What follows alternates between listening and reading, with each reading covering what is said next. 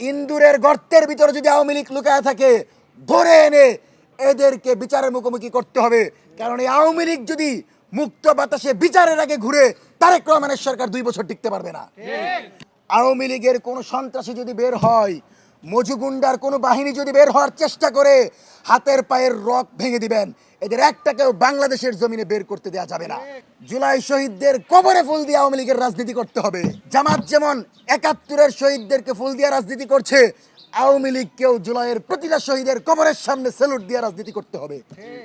অখণ্ড ভারত নীতির স্বপ্ন ভুলে যান। এই স্বপ্ন যদি দুঃস্বপ্ন হয়, 7 সিস্টার কিন্তু ঠিক থাকবে না। ভারত যখন জুলাইকে স্বীকৃতি দিবে, ভারত যখন শেখ হাসিনার ফাঁসির রায় কার্যকর করার জন্য সহযোগিতা করবে, ভারত যখন আওয়ামী লীগের নেতাকর্মীদেরকে হস্তান্তর করবে এবং বিচারের পরে হাসিনা কামালের ফাঁসির পরে আমরা চিন্তা করব ভারতের সাথে সম্পর্ক আমাদের কি হবে। তার আগে সন্ত্রাসীদের আশ্রয়দাতা ভারতের সাথে, খুনি রাষ্ট্রের সাথে বাংলাদেশের বন্ধুত্বপূর্ণ সম্পর্ক হতে পারে না। তার প্রমাণ হচ্ছে এই ভারতের ত্রিবেদীর বক্তব্য। এবং আমি জহির ভাইকে ধন্যবাদ দিতে চাই, তিনি বলেছেন যারা সার্ককে সুসংগঠিত করতে চায় না, যারা সার্কের ঐক্যতে খুশি হইতে পারে না, তাদের সাথে বন্ধুত্বের কোনো সুযোগ নাই। তার ব্যাপারে ঐক্যমত হন। আমরা মনে করি ভারত তখনই বন্ধু হবে যখন সার্ককে সুসংগঠিত করার ব্যাপারে তারা আমাদের সহযোগিতা করবে। তার আগে আপনার জনগোষ্ঠীর সাথে আমার জনগোষ্ঠী এক হওয়া তো দূরের কথা, বরং আমার আর আপনার ভিতর যে বিচারের বোঝাপড়া, যে গুম খুনের বোঝাপড়া, সেটা আপনাকে সমাপ্ত করতে হবে। দিল্লি থেকে হাসিনা জে.এম. কাদেরের কাছে বার্তা পাঠায়, আর জে.এম. কাদের এখানে ছাত্রলীগদেরকে সুসংগঠিত করে আবারও ফ্যাসিবাদী কায়দায় বাংলাদেশের এই সরকারকে উৎখাতের পরিকল্পনা করছে। সুতরাং সরকার বিরোধী পরিকল্পনায় জে.এম. কাদের জড়িত।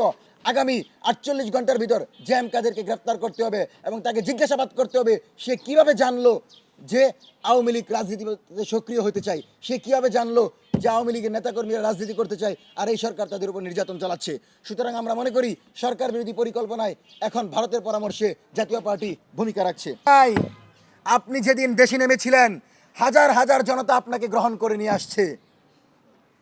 সেদিন জনতা ভাবে নাই যে আপনি এসে আপনার স্বরাষ্ট্র মন্ত্রণালয়ে এমন একজনকে বসাবেন যিনি জুলাই সনদের বিরুদ্ধে বলবেন, যিনি সীমান্ত হত্যাকে বৈধ দিবেন,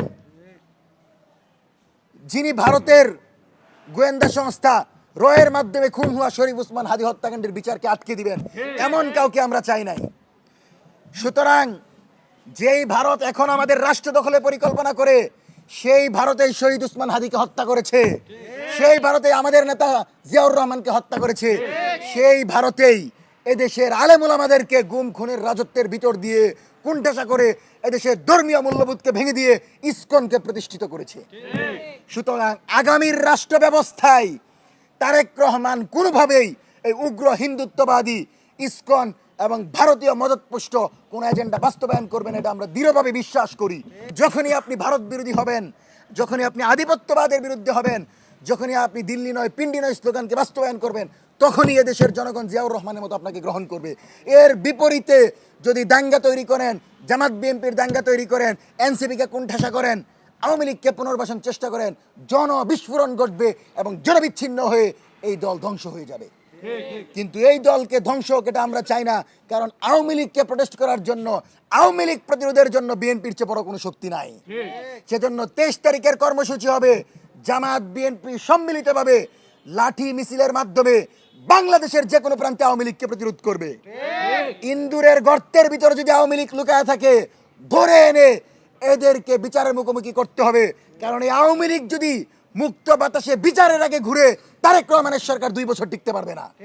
প্রশ্ন করছেন, আমরা মনে করি আওয়ামী লীগ বড় দল, ফিরে আসবে, কিন্তু ফিরে আসার প্রক্রিয়া হলো হাসিনা কামাল সহ আওয়ামী লীগের যে সকল নেতাকর্মীরা জুলাইয়ে গণহত্যা চালিয়েছে, শাপলায় গণহত্যা চালিয়েছে, তাদেরকে বিচারের মাধ্যমে ফাঁসির দড়িতে ঝুলাতে হবে।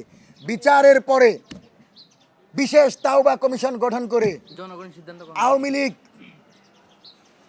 তাদের নেতাকর্মীরা প্রকাশ্যে এসে ক্ষমা চেয়ে নতুন নামে যদি রাজনীতি করতে চায় এবং সেখানে যদি কোনো সন্ত্রাসী না থাকে, সেখানে যদি জুলাইয়ের সমর্থকরা থাকে, তবে তারা রাজনীতি করতে পারে। এবং মনে রাখেন, জুলাইয়ের শহীদদেরকে ফুল দিয়ে জুলাই শহীদদের কবরে ফুল দিয়ে আওয়ামী লীগের রাজনীতি করতে হবে, এত সহজ না। জামাত যেমন ৭১-এর শহীদদেরকে ফুল দিয়ে রাজনীতি করছে, আওয়ামী লীগকেও জুলাইয়ের প্রতিটা শহীদের কবরের সামনে স্যালুট দিয়ে রাজনীতি করতে হবে। ৫ই আগস্টে সশ্রদ্ধ চিত্তে অংশগ্রহণ করে প্যারেডের মাধ্যমে জুলাইয়ের আবু সাইদ ওয়াসিম মুগ্ধকে সম্মান জানিয়ে আওয়ামী লীগকে আবার ক্ষমতায় আসতে হবে। যদি তারা জুলাইকে স্বীকৃতি দেয়, যদি তারা হাসিনাকে ফাঁসির দড়িতে ঝুলানোর পর উদযাপন করতে পারে, যদি তারা মনে করে তারা জুলাইকে স্বীকৃতি দিয়ে এদেশে গুম খুন রাজত্বের বিরুদ্ধে নতুন রাজনীতি করবে, তারা আসবে, নতুন নামে আসবে। কিন্তু হাসিনার মাধ্যমে আওয়ামী লীগ ফিরে আসবে এটা কোশ্চিনকালেও সম্ভব না। সুতরাং আওয়ামী লীগের ফিরে আসা বিচারের পরে। যদি অবাস্তব কোনো কিছু হয় যে তারা প্রত্যেকেই তাওবা করে তাদের পূর্বের অবস্থান থেকে সরে আসে, তারা যদি তাদের গঠনতন্ত্রে লিখে যে আমরা আবু সাইদ ওয়াসিম মুগ্ধকে নতুন বাংলাদেশ প্রতিষ্ঠার অগ্রসৈনিক মনে করি, তাহলে রাজনীতি করবে, সমস্যা নাই। তারা যদি মনে করে শাপলার হুজুরদের রক্তদানের মাধ্যমে এদেশে গণতন্ত্র কায়েম হয়েছে, তাদের গণতন্ত্র যদি লিখে তারা রাজনীতি করবে। তারা যদি মনে করে বাংলাদেশে ভারতীয় আধিপত্যবাদকে প্রশ্রয় দেওয়া যাবে না, তাহলে আওয়ামী লীগ রাজনীতি করবে, কোনো সমস্যা নাই, আমরা তাদেরকে স্বাগত জানাই।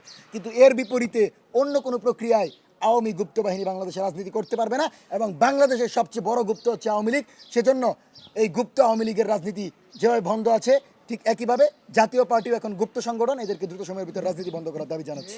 বাটপার পাতিগুন্ডাদেরকে বসিয়ে রেখে এই মন্ত্রী পরিষদকে জনগণের মন্ত্রী পরিষদ করতে পারবেন না। আর ভারতকে বলবো, দয়া করে সেই অখণ্ড ভারত নীতির স্বপ্ন ভুলে যান। এই স্বপ্ন যদি দুঃস্বপ্ন হয়, 7 সিস্টার কিন্তু ঠিক থাকবে না। এখনো 7 সিস্টারদের বিরুদ্ধে বাংলাদেশের জনগণের ক্ষোভটা রয়েছে, কারণ তারা জানে আপনারা যে কোনো সময় আমাদেরকে হুমকি দামকি দেন। সুতরাং মনে করেন না যে বাবরের মতো নতুন কোনো বাবর তৈরি হয় নাই। সেজন্য আমরা বলেছিলাম বাবরের পথ ধরো, 7 সিস্টার স্বাধীন করো, এই স্লোগান আপাতত স্থগিত। যদি ভারত আমাদেরকে রংপুরে যে ধরনের হামলার কথা বলছে, ঠিক একইভাবে বিভিন্ন জায়গায় যদি পুশিং করতে চাই, বিভিন্ন জায়গায় যদি তাদের কোনো স্পেস তৈরি করতে চাই, তাহলে এই স্লোগানই সত্য হবে। এবং এই যে ছেলেগুলোকে দেখছেন আজকে যারা এখানে বসে আছে, এদের ভিতর থেকেই সেই ব্যক্তি তৈরি হবে যারা স্বাধীনতা সার্বভৌমত্ব টিকিয়ে রাখার জন্য দিল্লির বিরুদ্ধে অস্ত্র হাতে লড়াই করবে। আওয়ামী লীগের কোনো সন্ত্রাসী যদি বের হয়, মজুগুন্ডার কোনো বাহিনী যদি বের হওয়ার চেষ্টা করে, হাতের পায়ের রক ভেঙে দিবেন। এদের একটাকেও বাংলাদেশের জমিনে বের করতে দেওয়া যাবে না।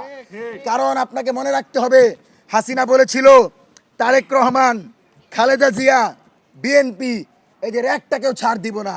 সুতরাং আপনি যদি এদেরকে ছাড় দেন, এরা সবার আগে তারেক রহমানের ঘাড়ে ধরবে, এরা সবার আগে এই সরকার উৎখাতের চেষ্টা করবে, এবং 23 তারিখ এই সরকারকে ব্যর্থ করার জন্য আওয়ামী লীগ নামবে। ইতিমধ্যেই পুলিশ বিবৃতি দিয়েছে জনগণ পুলিশের সাথে থাকবে। আমরা মনে করি 23 তারিখ সারাদিন আওয়ামী লীগকে পিটানোর সারাদিন। আওয়ামী লীগ প্রতিহত করুন, বাংলাদেশ রক্ষা করুন। বাংলাদেশ জিন্দাবাদ, ইনকিলাব জিন্দাবাদ।